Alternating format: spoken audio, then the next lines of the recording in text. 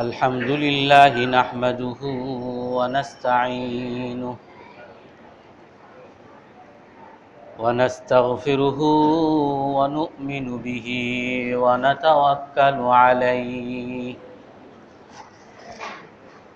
व नऊज़ु बिल्लाहि मिन शुरूरि अनफुसिना व मिन सय्यिआति अअमालिना मन यहदिहिल्लाहु फला मुदिल्ल लहु व मन युद्लिल्हु फला हादिय लहु व नशहदु अल्ला इलाहा इल्लल्लाहु वहदहु ला शरीका लहु व नशहदु अन्न सय्यदना व मौलाना मुहम्मदन अब्दुहु व रसूलुहु अरसलहु बिलहक्कि बशीरन व नज़ीरन बैन यदैस्साअह मन युतिइल्लाह व रसूलहु फ़क़द रशद वहतदा व मन यअसिहिमा फ़क़द ضल व गवा अम्मा बअद फ़अऊज़ु बिल्लाहि मिनश शैतानिर रजीम बिस्मिल्लाहिर रहमानिर रहीम अल्हम्दुलिल्लाहि रब्बिल आलमीन अर्रहमानिर रहीम मालिकि यौमिद्दीन इय्याका नअबुदु व इय्याका नस्तईन इहदिनस सिरातल मुस्तकीम सिरातल लज़ीना अनअमता अलैहिम गैरिल मग़दूबि अलैहिम वलद्दाल्लीन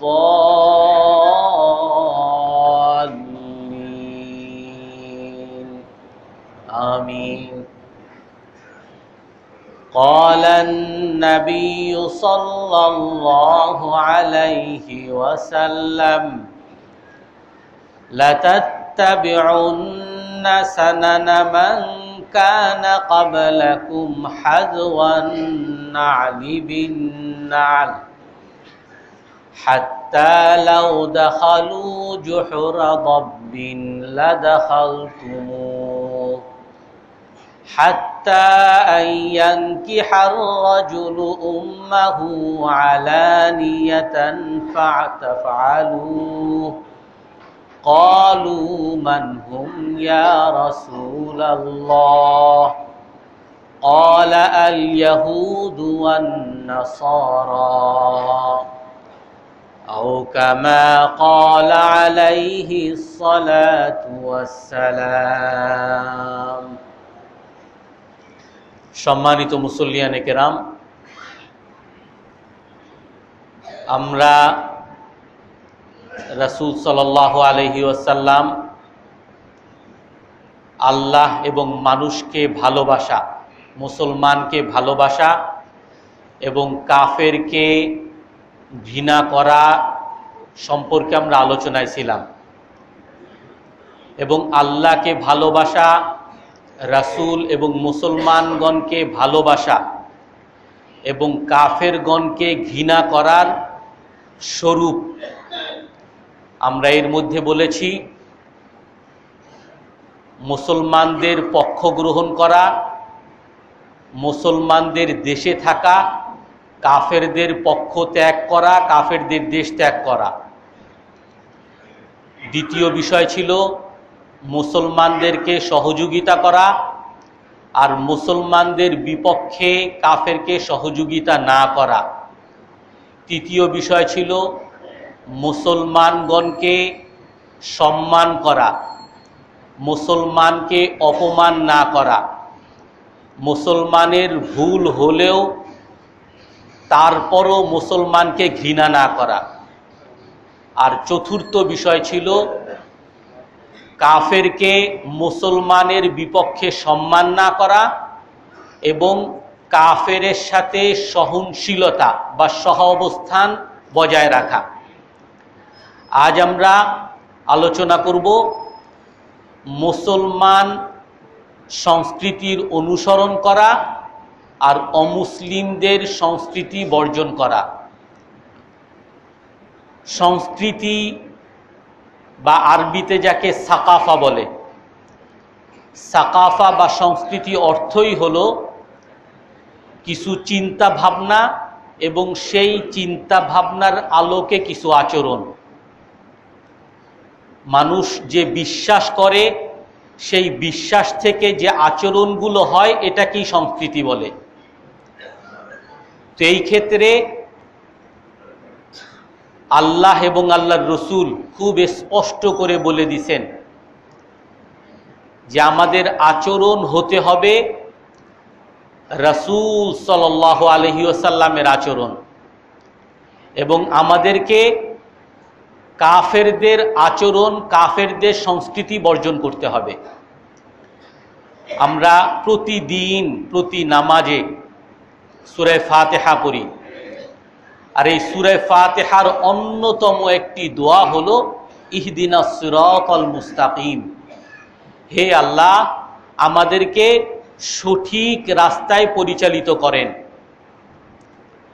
সিরাতাল্লাযীনা আনআমতা আলাইহিম, ওই সকল মানুষের রাস্তা যাদেরকে আপনি পুরস্কৃত করেছেন, যাদেরকে আপনি দুনিয়াতেও সফলতা দিয়েছেন, পুরস্কৃত করেছেন, এবং আখিরাতেও যাদেরকে আপনি সফলতা দিবেন, সফলতা দিয়েছেন বা পুরস্কৃত করবেন, জান্নাত দিবেন, তাদের পথ অনুসরণ করার তৌফিক দান করেন। এবং গায়রিল মাগদুবি আলাইহিম ওয়ালাদ-দাল্লিন, আর তাদের পথকে অনুসরণ করাবেন না, তাদের পথে পরিচালিত করবেন না যাদের উপরে আপনি রাগ হয়েছেন। যারা পথ হারা হয়েছে তাদের পথে আমাদেরকে পরিচালিত করবেন না। মাগদুবি আলাইহিম, যাদের উপর রাগ হয়েছে, সমস্ত মুফাসসিরিন এর তাফসীর করেছেন ইহুদি, এবং পথ হারা খ্রিস্টান। যে আমরা প্রতিদিন আল্লাহর কাছে দোয়া করি, হে আল্লাহ, আমাদেরকে মুসলমানের পথে পরিচালিত করেন, আর আমাদেরকে ইহুদি খ্রিস্টানের পথে পরিচালিত করবেন না। ইহুদি খ্রিস্টানের পথ থেকে আমাদেরকে দূরে রাখেন। প্রতিদিন আমরা এই দোয়া করি। আল্লাহ তাআলা কোরআনের মধ্যে বলেন, ইত্তাবিউ মা উনজিলা ইলাইকুম মির রাব্বিকুম ওয়া লা তাত্তাবিউ মিন দুনিহি আউলিয়া। হে মুমিনগণ, তোমরা অনুসরণ করো ওই জিনিসের যা তোমাদের কাছে অবতরণ করা হয়েছে। কোরআনের অনুসরণ করো, হাদিসের অনুসরণ করো। ওয়ালা তাত্তাবিউ মিন দুনিহি আউলিয়া, আর এই কোরআন হাদিস ব্যতি রেখে অন্য কোনো বন্ধুদের অনুসরণ তোমরা করবে না। ইহুদি খ্রিস্টানের, অমুসলিমদের অনুসরণ তোমরা করবে না। কুল ইন কুনতুম তুহিব্বুনাল্লাহ ফাত্তাবিউনি ইউহিব্বুকুমুল্লাহ, যদি তোমরা আল্লাহকে ভালোবাসো তাহলে আমার অনুসরণ করো। রাসূল সাল্লাল্লাহু আলাইহি সাল্লামকে আল্লাহ তাআলা বলতে বলেন, হে রাসূল, আপনি বলেন যদি তোমরা আল্লাহকে ভালোবাসো তাহলে আমার অনুসরণ করো, আল্লাহ তোমাদেরকে ভালোবাসবে।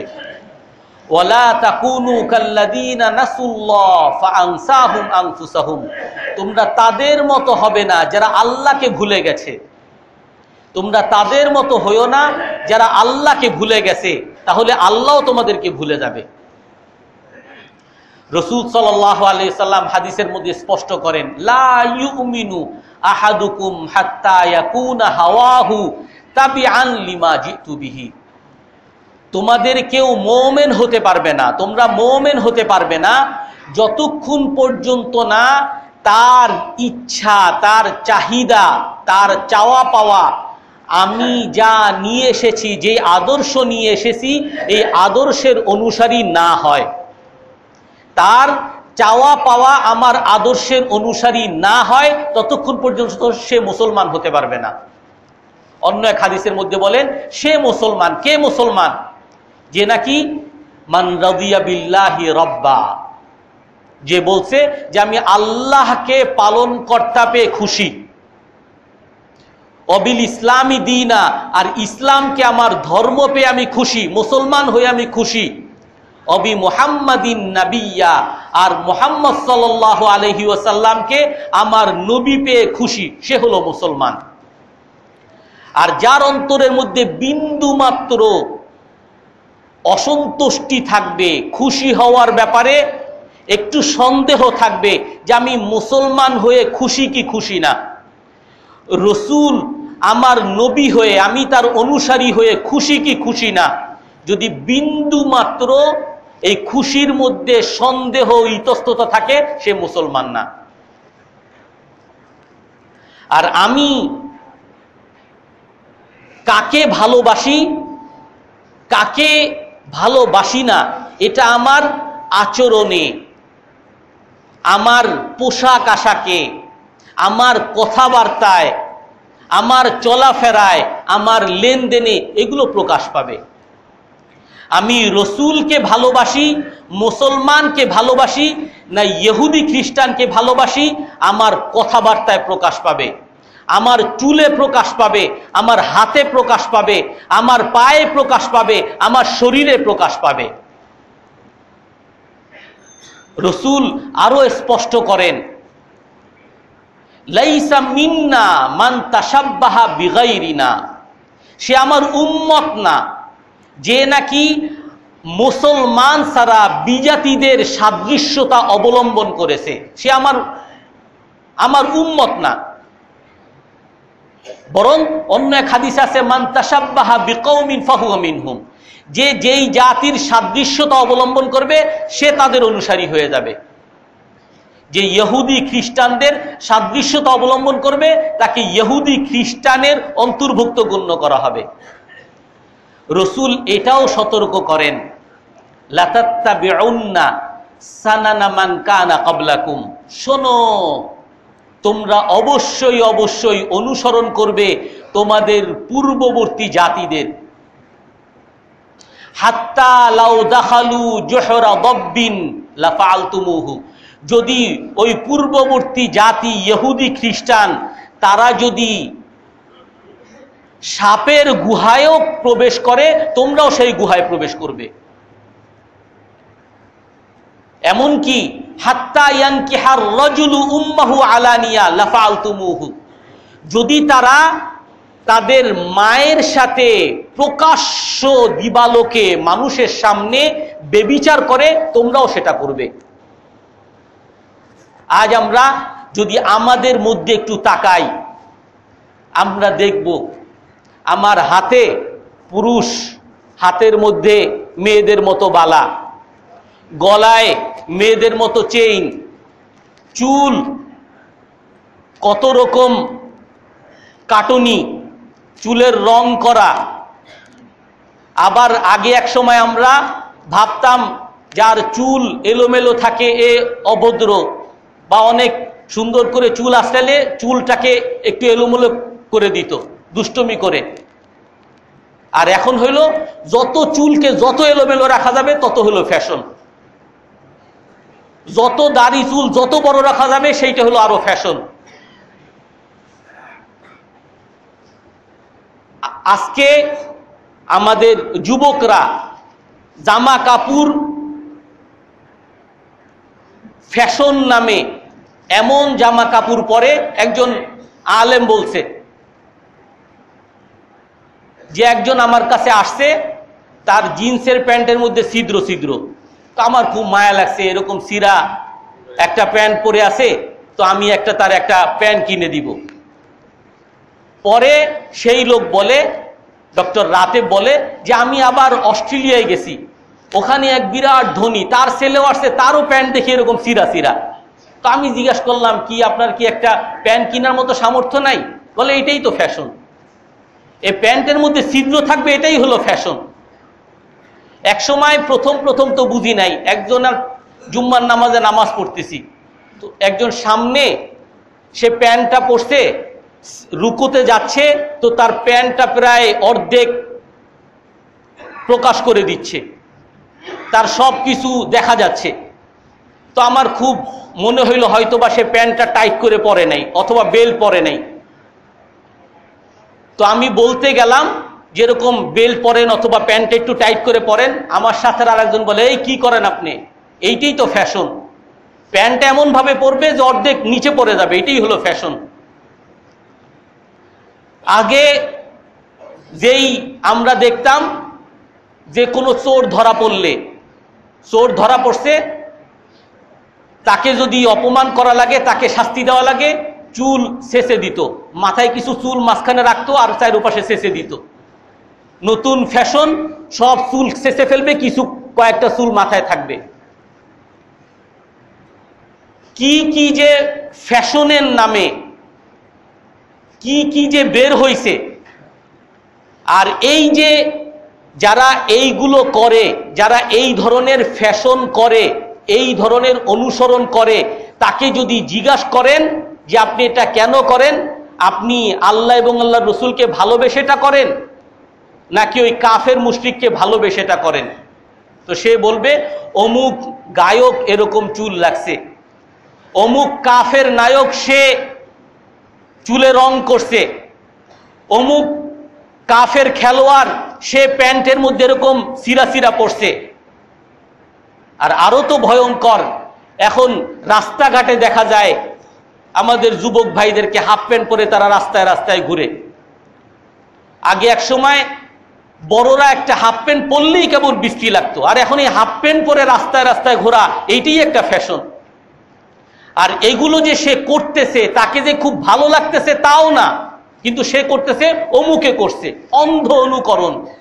আল্লাহ রসুল যে বলছেন যে তোমরা ওই ইহুদি খ্রিস্টানের অন্ধ অনুকরণ করবে, যদিও তারা কাফের, যদিও তারা সাপের গুহায় যদি প্রবেশ করে তোমরাও প্রবেশ করবে। একবার বাচ্চাদের সাথে এক নরসিংদীর ওদিকে একটা কি ফ্যান্টাসি ওয়ার্ল্ড না কি একটা আছে, ওখানে গেছিলাম। তো ওইখানে একটা কি ফ্যান্টানম ওয়ার্ল্ড, ভূতদের বাড়ি, একটা গুহা, সবাই 100-200 টাকা দিয়ে ঢুকে। ওখানে কি, ওখানে হইল কিছু অন্ধকার জায়গা আর দুই একটা ভূত টুত সারা রাখছে, এটার মধ্যে মানুষ ঢুকতেছে আর 200-300 টাকা দিতেছে। তো আমার এক সময় রসুলের ওই হাদিস বুঝে আসে নাই যে সাপের গর্তে ঢুকলে তোমরাও সাপের গর্তে ঢুকবা, সাপের গর্তে আবার কেন ঢুকবে? আরে এখন বুঝে আসতেছে যে এই ফ্যান্টম ওয়ার্ল্ডে কেন ঢুকতেছে মানুষ। ওই যে রসুল বলে গেছেন তারা যদি সাপের গর্তে ঢুকে তোমরাও সাপের গর্তে ঢুকবা, যদি তারা নিজের মায়ের সাথে প্রকাশ্যে বেবিচার করে তোমরাও করবা। আমাদের কাছে এই কথা বলতেও লজ্জা লাগে। আপনারাও বলেন যে খতিব সাহেব আর কি রকম ভাষা ব্যবহার করে, কিন্তু কয়েকদিন আগেই, সবসময় কয়েকদিন আগে না, বাসের মধ্যে যাই, আমাদের যুবক ভাইরা তার বান্ধবীর সাথে কি করে, এটা একজন মানুষের যদি লজ্জা থাকে সে কোনোদিন এইসব করতে পারে না। আমরা কোথায় ইসের কথা বলবো? রসুল যা বলে গেছেন সব অক্ষরে অক্ষরে আমাদের মধ্যে দেখা যাচ্ছে। এটা তো পুরুষদের বেলায় বললাম, আর নারীদের বেলায় বলারই দরকার নাই।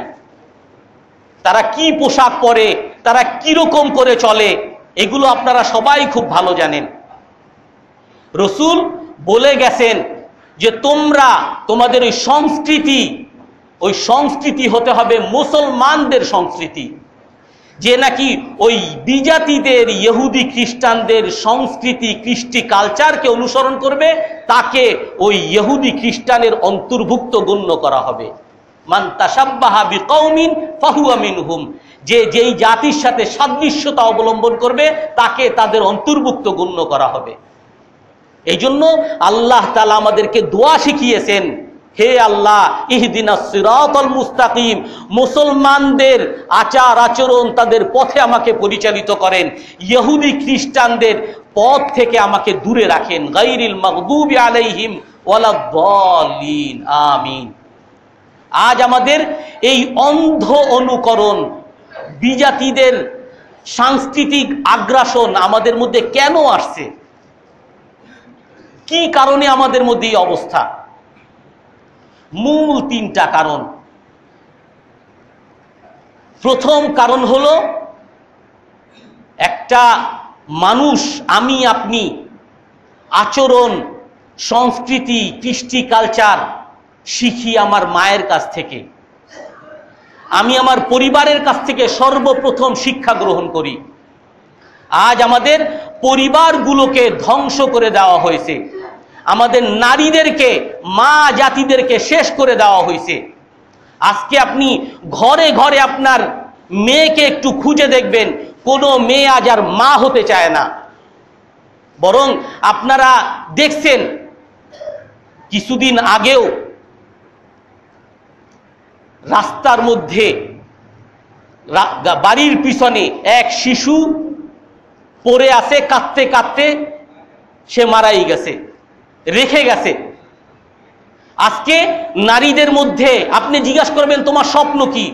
আমি গায়িকা হতে চাই, নায়িকা হতে চাই, উপস্থাপিকা হতে চাই, বড় রাজনীতিবিদ হতে চাই, আমি বড় অফিসার হতে চাই, আমার ক্যারিয়ার বিল্ড আপ করতে চাই, অমুক হতে চাই, অমুক হতে চাই। তুমি আদর্শ মা হতে চাও? আমাকে কি আপনি গ্রাম্য পাইছেন? আদর্শ মা কোনো নারী হতে চায় না। আজ ওই নারীদেরকে আমরা শেষ করে দিছি।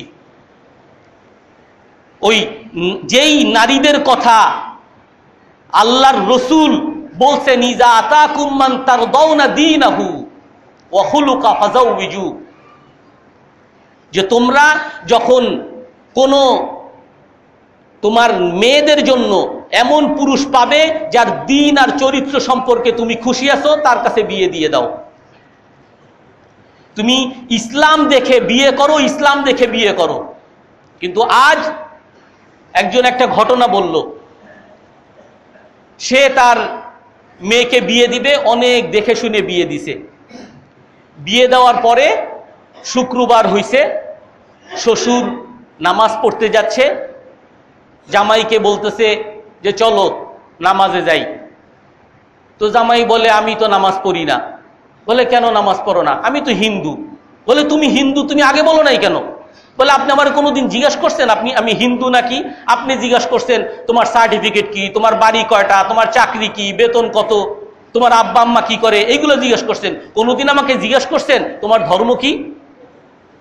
আজ আমাদের এই অবস্থা হয়ে গেছে। রসুল বলেন ইয়াকুম ওয়া খাদরাইদ দামান, তোমরা সবুজ ময়লা থেকে বেঁচে থাকো।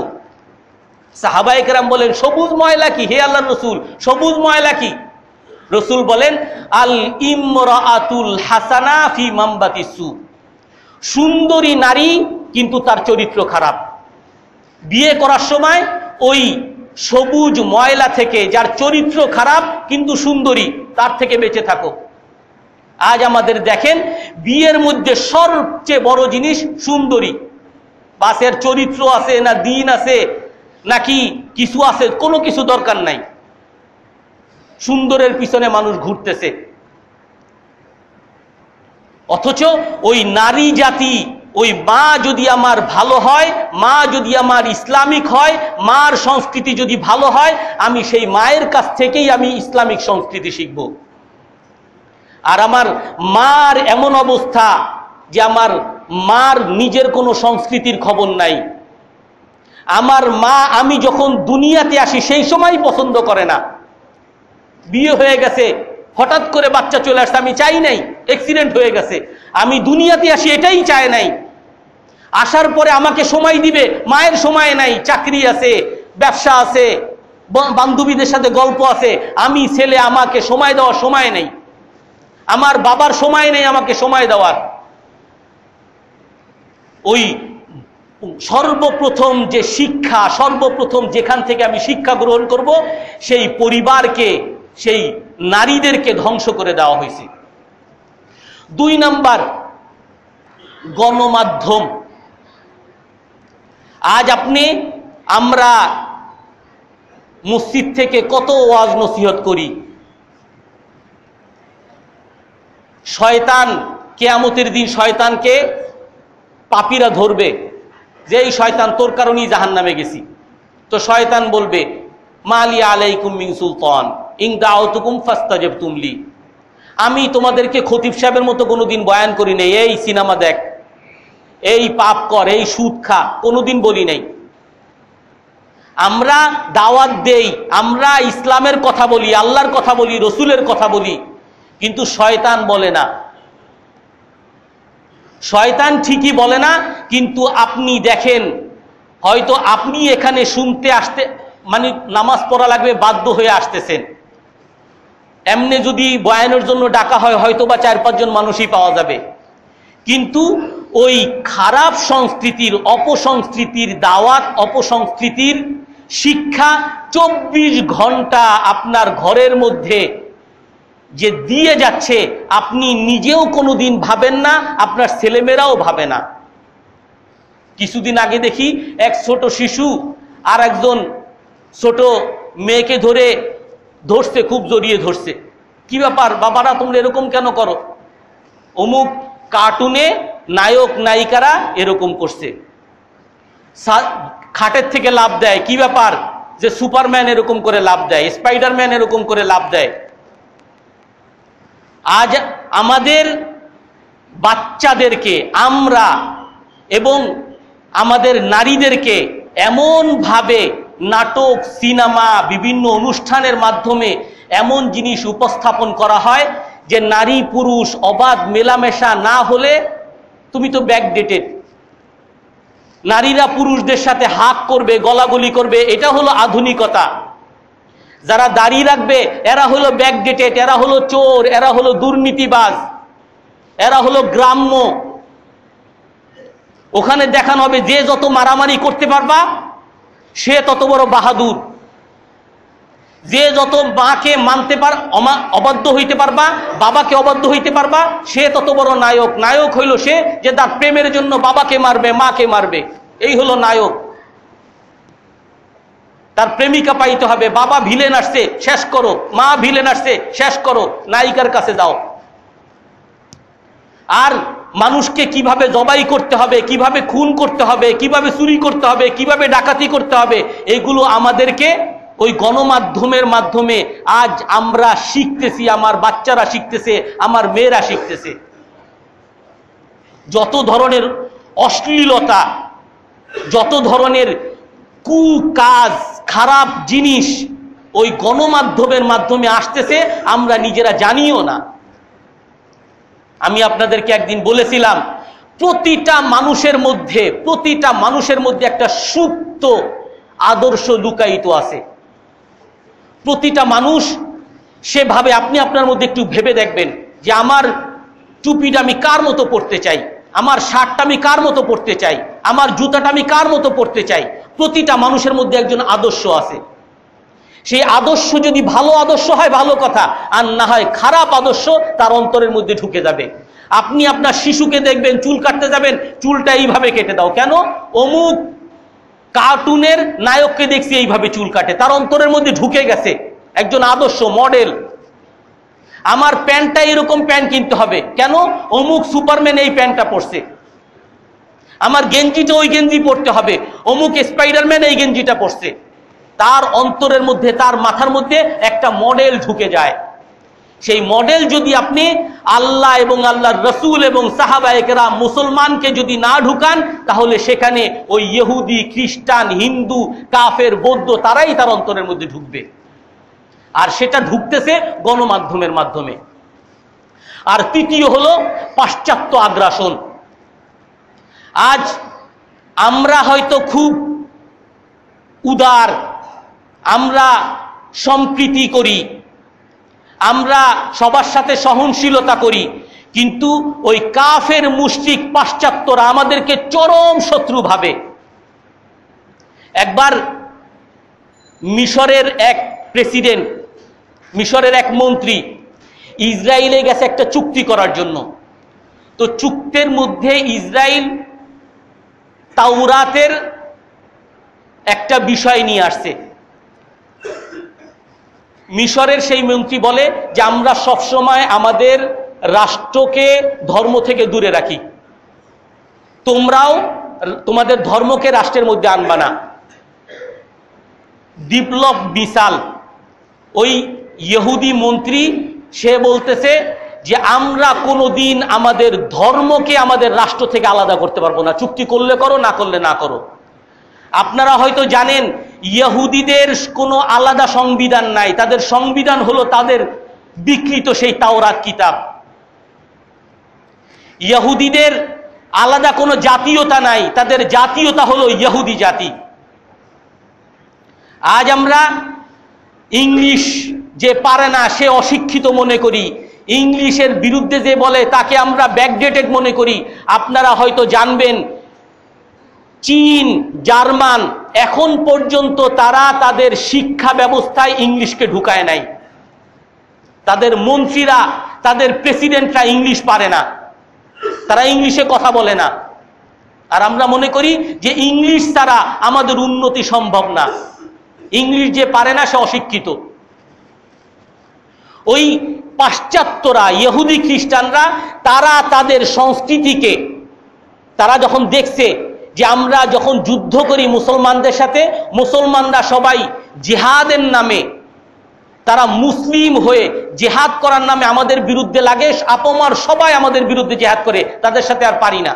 তো এই জন্য ওই যুদ্ধ আর নাই, এখন হবে আগ্রাসন, সাংস্কৃতিক আগ্রাসন হবে। আপনার শিক্ষা ব্যবস্থার মধ্যে ইহুদি খ্রিস্টানদের তাদের বাতলানো শিক্ষা ব্যবস্থা থাকতে হবে। আর এজন্য আমাদের মতো এরকম থার্ড ওয়ার্ল্ডের কান্ট্রিগুলো অনেক ডোনেশন পায়, শুধুমাত্র আপনাদের শিক্ষার মধ্যে সংস্কার আনেন। সংস্কার কি? আপনার শিক্ষার মধ্যে কোনো ধর্ম থাকতে পারবে না, আপনার শিক্ষার মধ্যে কোনো আল্লাহ এবং আল্লাহর রসুলের নাম থাকতে পারবে না, সাহাবায়ে কেরামের আদর্শ থাকতে পারবে না। এখানে আপনি নীতি আনবেন। আজ আমাদের যত ইউনিভার্সিটিতে যত ইতিহাস পড়বেন, হিস্ট্রির ইতিহাস পড়তে হবে। আপনি সোশিওলজি পড়বেন, অমুক কাফেরের অমুক বই পড়তে হবে, তাদের থিওরি পড়তে হবে। অথচ এই অঙ্ক বলেন, আপনার কেমিস্ট্রি বলেন, ফিজিক্স বলেন, সব কিছুর মধ্যে মুসলিমদের লেখা বই এটাই এখনো রেফারেন্স বুক হিসাবে সবাই মানে। কিন্তু আপনি এই সমস্ত সাবজেক্টে যখন আপনি বই নিবেন, বই নিতে হবে তাদের, আপনি কোনো মুসলিমদের বই পড়াতে পারবেন না। আপনার শিক্ষা ব্যবস্থা এমন থাকবে যে আপনার শিক্ষা ব্যবস্থাই থাকবে দাদা নমস্কার, কাকা বাবু, চাচা বাবু আর মাসিমা, এরকম থাকবে। আপনি ওই সংস্কৃতিতে বড় হবেন। শিক্ষা ব্যবস্থা সম্পূর্ণ যাতে পাশ্চাত্য আগ্রাসন থাকে। আপনি দেখেন এইটা হওয়ার কারণে, তাদের ওই শিক্ষা ব্যবস্থায় তাদের আগ্রাসনের কারণে আজ আমরা যারা শিক্ষিত হই, ইউনিভার্সিটির থেকে অনার্স মাস্টার্স করি, কোরআনের আয়াত পড়তে পারি কিনা, এই শিক্ষা দ্বারা নামাজ সহি হয় এরকম সূরা পড়তে পারি কিনা, এই শিক্ষা ব্যবস্থা দ্বারা নামাজ কিভাবে পড়তে হয়, যাকাত কিভাবে দিতে হয়, রোজা কিভাবে রাখতে হয়, সেরকম কোনো শিক্ষা পাই কিনা। হ্যাঁ, ইসলামী শিক্ষা আছে, ইসলামী শিক্ষা দেন লোক।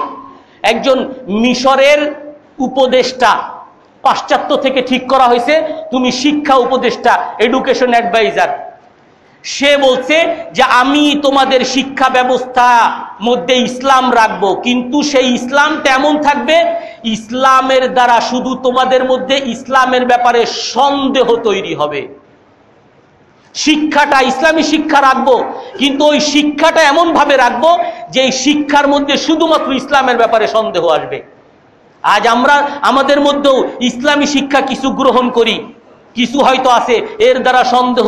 কেন আল্লাহ রসুল যুদ্ধ করলেন, কেন আল্লাহ রসুল 9টা বিয়ে করলেন, কেন আল্লাহ রসুল এইটা করলেন, কেন নামাজ এরকম করে পড়তে হবে, কেন যাকাত দিতে হবে, ট্যাক্স দিলে কেন হয় না, এরকম হাজারো সন্দেহ, যা টুকটাক যেগুলো পড়ানো হয় এর দ্বারা ইসলামের ব্যাপারে আরো সন্দিহান করা।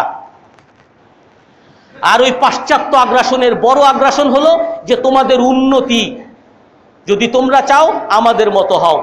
যত বড় বড় পদ এগুলো তারাই পাবে যারা আমাদের অনুসারী, আমাদের শিক্ষা, আমাদের মতো ফ্যাশন যারা গ্রহণ করবে, তারা বড় বড় পদ পাবে। আর আমরাও তাদের ওই উন্নতি, তাদের বিজ্ঞান এগুলো দেখে আমরাও এতটাই হয়ে যাই, আবির্ভূত হয়ে যাই যে ওই পাশ্চাত্য ছাড়া আমাদের উন্নতি আর সম্ভব না। এখন ওই পাশ্চাত্যের বিজ্ঞান আমাদেরকে গ্রহণ করতে হবে, পাশ্চাত্যের শিক্ষা, পাশ্চাত্যের সংস্কৃতি, এর পাশাপাশি তাদের যে চরিত্র এগুলো আমাদের গ্রহণ করতে হবে। পাশ্চাত্যের মধ্যে দেখেন তাদের কয়টা পরিবারের মধ্যে ভালোবাসা আছে, সম্প্রীতি আছে, কয়টা ছেলে তার বাবাকে মানে, কয়টা মেয়ে তার বাবাকে মানে, কয়টা ছেলে তার মাকে বৃদ্ধ বয়সে খেদমত করে। আর আমাদের সংস্কৃতিতে দেখেন, আমাদের মুসলিম সংস্কৃতিতে দেখেন আজ পর্যন্ত যৌথ পরিবার কতটা আছে। বাবা বৃদ্ধ হইলে কত ছেলেরা তার খেদমত করে, মা বৃদ্ধ হইলে কত ছেলেরা তার খেদমত করে। আর তাদের সমাজে যান, তাদের সমাজ ব্যবস্থায় যান, তাদের পরিবার ব্যবস্থায় যান, কোনো স্বামী এক স্ত্রীকে নিয়ে খুশি না, কোনো স্ত্রী এক স্বামীকে নিয়ে খুশি না, কোনো ছেলে তার বাবাকে নিয়ে খুশি না, কোনো বাবা তার ছেলেকে নিয়ে খুশি না। আজ আমরা ওই তাদের উন্নতি, তাদের বিজ্ঞান গ্রহণ করতে গিয়ে তাদের আচরণ, তাদের সংস্কৃতি, তাদের পারিবারিক, তাদের অনুষ্ঠান সব আমরা আমাদের উন্নতির আমরা ধরে নিয়েছি, এগুলোই হলো আমাদের উন্নতি। তাদের অনুষ্ঠান আমাদের অনুষ্ঠান। রাসূল বলছেন ইন্নাল্লাহা কাদ আবদালাকুম বিখাইরিম মিনহিমা, তোমাদেরকে আল্লাহ তাআলা এই ইহুদি খ্রিস্টানদের অনুষ্ঠান ঈদের পরিবর্তে উত্তম ঈদ আল্লাহ তাআলা তোমাদেরকে দান করছে। ঈদুল ফিতরের ঈদ আর কোরবানির ঈদ। আজ আমাদের মধ্যে দূরে যাওয়ার, আমাদের বাংলাদেশেই দেখেন আজ আমাদের মুসলমান যুবকরা যতটা না তারা ভ্যালেন্টাইন্স ডে, ভালোবাসা দিবসে যতটা খুশি, যতটা উদযাপন করে, ওই কোরবানির ঈদ সেরকম উদযাপন করে কিনা? যতটা না তারা 31st নাইট যতটা উদযাপন করে, কোরবানি আর ঈদুল ফিতরের দিন সেরকম উদযাপন করে কিনা? যতটা পহেলা বৈশাখ তারা উদযাপন করে, ওই আমাদের ইসলামিক যে অনুষ্ঠানগুলো আছে এগুলো উদযাপন করে কিনা? বরং আরো সেই পাশ্চাত্য এমন ভাবে আমাদের ব্রেন ওয়াশ করে দিছে, আজ আমাদের যুবকদের মধ্যে এরকম একটা ধারণা, বিশ্বাস, দাড়ি যে রাখছে সে হলো কট্টরপন্থী, টুপি যে পরছে সে ব্যাকডেটেড, যেই নারী বোরকা পরছে সে হলো কট্টরপন্থী, না হলে ব্যাকডেটেড। আজ এরকম একটা পরিস্থিতি তৈরি করে দিছে ওই সাংস্কৃতিক আগ্রাসন দ্বারা। এখান থেকে আমাদের বাঁচার উপায় কি? আমাদের বাঁচতে গিয়ে মুসলমানরা আবার 4 রকম হয়ে গেছে। কিছু আছে যে ওই পাশ্চাত্যের মতো উন্নতি লাভ করতে হবে, এই জন্য তাদের সব কিছু আমরা গ্রহণ করব যেরকম করতেছে। আর কিছু আছে যে পাশ্চাত্যর দ্বারা আমাদের মুসলিম সংস্কৃতি সব ধ্বংস হয়ে যাচ্ছে, এই জন্য পাশ্চাত্যকে পুরোপুরি বয়কট করতে হবে, তাদের কোনো ধারে কাছেও যাওয়া যাবে না। আর তৃতীয় আছে যে না, পাশ্চাত্যরা তো উন্নত, তাদের কৃষ্টি কালচার গ্রহণ করতে হবে, কিন্তু সেই কৃষ্টি কালচার গ্রহণ করতে গিয়ে মুসলমানদের ইসলামের যেই সব বিষয়গুলো একটু অমিল আছে এগুলোকে একটু আধুনিকায়ন করতে হবে, আধুনিকায়ন করে মডার্নাইজেশন করতে হবে, ইসলামকে মডার্নাইজেশন করতে হবে। আমরা তাদেরটাই গ্রহণ করব, কিন্তু ইসলামের যেগুলা তাদের সাথে মিলে না, আমার ইসলামটাকে আধুনিকায়ন করে ফেলবো। পর্দা মিলে না, এখন সবাই ছেলে আর মেয়ে অবাধ মেলামেশা দ্বারাই সবাই উন্নতি হয়েছে, আমাদেরকেও সেই উন্নতি করতে হবে। আর ইসলামে যেইটাকে পর্দা প্রথা আছে এইটাকে বাদ দিয়ে একটু হালকা করে দিতে হবে। ঠিক আছে, একেবারে গভীর সম্পর্ক লাগবে না, অবাধ মেলামেশা থাকবে, এটাই সমস্যা নাই, ইসলামকে আধুনিকায়ন করতে হবে। আর চতুর্থ যেটা হলো সঠিক, সেটা হলো ইসলাম হলো সবচেয়ে বড় আদর্শ। ইসলাম সে সব সময় তার অনুসরণ জগৎবাসী করবে, ইসলাম কারো অনুসরণ করবে না, মুসলমান কারো অনুসরণ করবে না, মুসলমানের অনুসরণ জগৎবাসী করবে। মুসলমানের মধ্যে যে সংস্কৃতি আছে এই সংস্কৃতি হলো মানুষের সৃষ্টিগত সংস্কৃতি। মুসলমানের সংস্কৃতি হলো নারীরা লজ্জাবতী থাকবে, আর লজ্জাবতী হওয়া নারীদের সৃষ্টি থেকে আসছে। মুসলমানের সংস্কৃতি হলো ছেলে বাবাকে ভালোবাসবে, বাবার বাধ্য হবে, বাবার সেবা করবে। এটা একটা ছেলের মধ্যে তার সৃষ্টিগতভাবে আল্লাহ তাআলা তৈরি করে দিয়েছেন। মুসলমানের সংস্কৃতি একজন পুরুষ বিবাহের মাধ্যমে আরেকজন নারীর সাথে সম্পর্ক করবে। একজন মানুষের সৃষ্টিগত এই সংস্কৃতি যে একজন পুরুষ কখনোই পছন্দ করে না সে অবৈধভাবে অন্য কারোর সাথে অবাধ মেলামেশা করবে। আপনি এক একটা করে যত কিছু ধরবেন, প্রতিটা সংস্কৃতি হলো সৃষ্টিগত, বাস্তব ভিত্তিক। প্রতিটা বাস্তবতার সাথে আপনি মিলিয়ে দেখবেন। আজ আপনি দেখেন বাস্তবতা, এখন দেখবেন আমরা যখন নাকি ওই পাশ্চাত্য সংস্কৃতি গ্রহণ করছি, পুরোপুরি গ্রহণ করছি, আজ আমাদের ছেলেরা, আজ আমাদের বাবারা, আজ আমাদের নারীরা কি উন্নত হয়েছে নাকি অবনত হয়েছে? আপনি বাস্তবে দেখেন। আমরা আজকে উন্নতি, তাদের সংস্কৃতি গ্রহণ করতে গিয়ে আমার স্ত্রী আর আমার স্ত্রী থাকে না, আমার কলিকের স্ত্রী হয়ে যায়। আমি ওই উন্নতি গ্রহণ করতে গিয়ে আমার মেয়ের স্বামী আর মেয়ের স্বামী থাকে না, ওই মেয়ের স্বামী আরেকজনের স্বামী হয়ে যায়। আজ আমরা উন্নতি, তাদের সংস্কৃতি গ্রহণ করতে গিয়ে আমার ছেলে আর আমার থাকে না, আমার ছেলে আমার ছেলের বন্ধুর হয়ে যায়, আমার ছেলের ওয়াইফের হয়ে যায়, আমি বাবা ওল্ড হাউসে চলে যাই। আজ হলো এটা বাস্তবতা। আজ নারীদের উন্নতি করতে গিয়ে আজ নারীরা ইফটিজিং এর শিকার হয়, যৌনতার শিকার হয়, যৌন হয়রানির শিকার হয়, অনেক রকমের নির্যাতনের শিকার হইতেছে। আজ আমরা তাদের পাশ্চাত্য অনুসরণ করার কারণে। আজ আপনারা দেখেন প্রতিটা বিষয়ে যত অশান্তি, যতটা আজকে মারামারি কাটাকাটি, কেন এগুলো? আজকে রাহাজানি ডাকাতি কেন? কারণ আমরা ওই তাদের অনুসরণ করছি, তাদের ওই সাংস্কৃতিক আগ্রাসন আমরা দেখছি। নায়ক হইতে হইলে সেই সবচেয়ে বড় নায়ক যে মুখে সিগারেট ধরবে, যে গলায় একটা চেইন পরবে সেই হলো নায়ক, যে নাকি সবার সাথে বেয়াদবি করবে সেই হলো বেটা। সে আবার বেটা কেমন হইলো? যে জি বড় ভাই চাচা কেমন আছেন, আদবের সাথে কথা বলি, আবার বেটা কেমনে? বেটা তো হইলো যে এই চাচা ওদিকে যান, বেয়াদবি যে যত বেশি করতে পারবে। আজ আমরা ওই পাশ্চাত্য সংস্কৃতি নেওয়ার কারণে আজ আমাদের কি অবস্থা। এই জন্য যেটা সঠিক সেটা হলো ইসলামী সংস্কৃতি, মুসলিম সংস্কৃতি, এটাই হলো সঠিক এবং এটাকেই আমার ধরে রাখতে হবে। আমি যদি এই মুসলিম সংস্কৃতিকে ভালোবাসি, আমার মধ্যে ঈমান থাকবে, আমি জান্নাত পাবো। আর আমি যদি মুসলিম সংস্কৃতিকে ভালো না বাসি, ওই কাফেরদের সংস্কৃতি অনুসরণ করা মানি তাদেরকে ভালোবাসা, তাহলে আল্লাহর রসুলের কাছে একবার এক সাহাবী আসছে, হে আল্লাহর রসুল কিয়ামত কবে? আল্লাহর রসুল বলেন যে তুমি কিয়ামত দিয়ে কি করবা, কিয়ামতের জন্য তুমি কি প্রস্তুতি নিছো? সেই সাহাবী বলে, হে আল্লাহর রসুল আমি কিয়ামতের জন্য তেমন প্রস্তুতি নিতে পারি না, নামাজ রোজা আমার খুব একটা নাই, কিন্তু ওয়ালাকিন্নী উহিব্বুল্লাহ ওয়া উহিব্বু রাসূলা, কিন্তু আমার এতটুকু আছে যে আমি আল্লাহ এবং আল্লাহর রসুলকে ভালোবাসি। রসুল বলেন আল মারউ মা মান আহবাবতা, তাহলে তুমি যাকে ভালোবাসো কিয়ামতের দিন তুমি তার সাথেই থাকবা। তুমি রসুলকে ভালোবাসো, রসুলের সাথে জান্নাতে যাবা। আর তুমি ওই ইহুদি খ্রিস্টান, ওই নায়ক গায়ক ফায়ক তাদেরকে ভালোবাসো, তার সাথে জাহান্নামে থাকবা। হযরত আনাস ইবনে মালিক রাদিয়াল্লাহু আনহু বলেন ফামা ফারিহনা বিশাইইন, আমরা রসুলের এই কথা শুনে যাকে ভালোবাসি তার সাথে জান্নাতে থাকবো, এই রসুলের এই হাদিস শুনে আমরা যতটা আনন্দিত হয়েছি, এর চেয়ে আমরা অন্য কোন রসুলের সুখের খবরে এতটা আনন্দিত হই নাই।